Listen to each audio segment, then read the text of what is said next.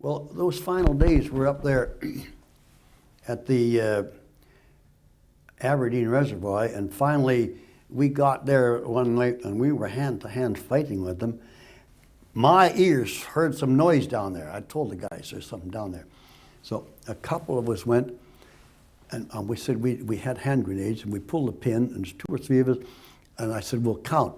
1, 2, 3, and at 3 we tossed them down in there, into that ditch. You should have heard the crying and the screaming that come out of that ditch. There was a whole batch of them guys going down that ditch.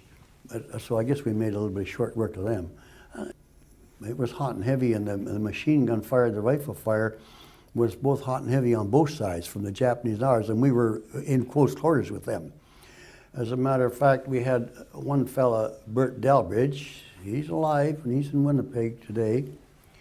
And he was laying beside me, and we'd been going night and day, and we were actually dead on our feet and with little to eat.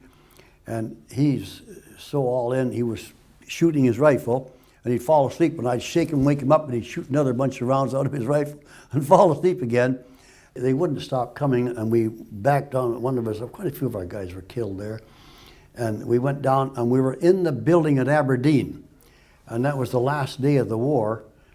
And they were shelling that place, and oh God, I'm gonna tell you, the whole building was shaking.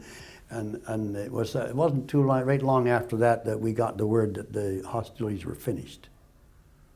And so what we did there at the Aberdeen Reservoir, at the big building, naval place at Aberdeen, they had a monstrous supply of booze, especially rum, and other hard liquors, not beer.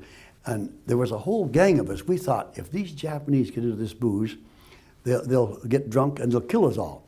So down the middle of this, you could drive into that big building with a truck, and in the middle of it, there was a trough, I don't know, approximately 18, 20 inches wide and about that deep. And we broke all this booze, the floor was sloped into it, and they had a whole gang of us, and we broke hundreds of bottles of booze and let it run down through that trough because we were afraid of the Japanese. I'll never forget that. There's all that good booze was floating down that drain.